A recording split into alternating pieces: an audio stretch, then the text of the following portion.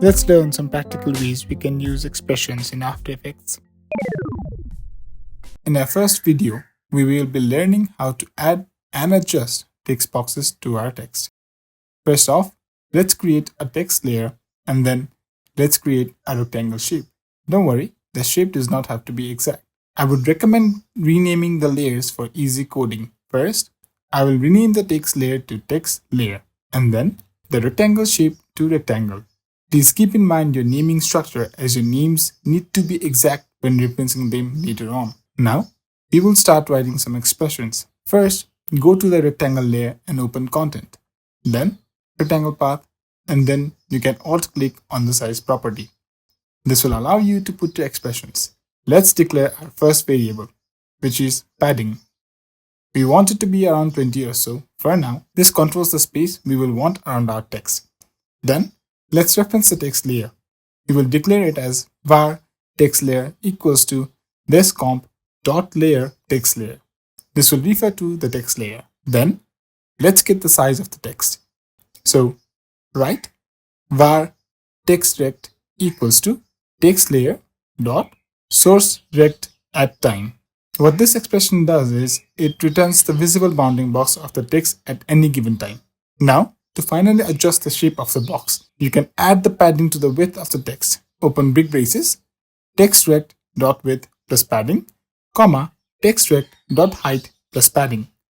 This will give you equal padding on the x and the y axis. You can center the anchor point and bring it to the center.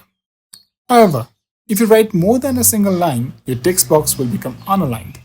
So, to mitigate it, you need to reference your code on the positional property of the rectangle itself. First, copy these two lines of code. Then, go to rectangle 1, transform, then position. And then, paste the same expression that you had copied early on. Then, to always center your box to the text, you can add half of the width to the left and to the top. So, let's write textRect.left plus textRect.width divided by 2. This will give you half of the width of the exact text box, comma, textRect.top plus textRect.height divided by 2. You can close your big braces. Now, no matter how long you write, your text box will always center to your text and it will always be the size of the text. Bonus logic. As a bonus, you can control the padding using the slider control. Simply add the slider control effect by going to Effects and Presets. Then, you can just reference it instead of adding a fixed value to the padding in the expression. You can write Effect, Slider Control, and then Slider. Now, as you change the slider property, your padding will change as well. You can also duplicate the sliders and name them vertical slider and horizontal slider to control the x and y dimensions separately. You would first need to reference these sliders by creating two variables and referencing their respective sliders. You can then change the padding with horizontal and vertical paddings respectively. This will help you control both dimensions independently. If you are confused, you can download the expressions from the link below. Which expression do you want to see next? Let me know in the comment section below. Bye-bye.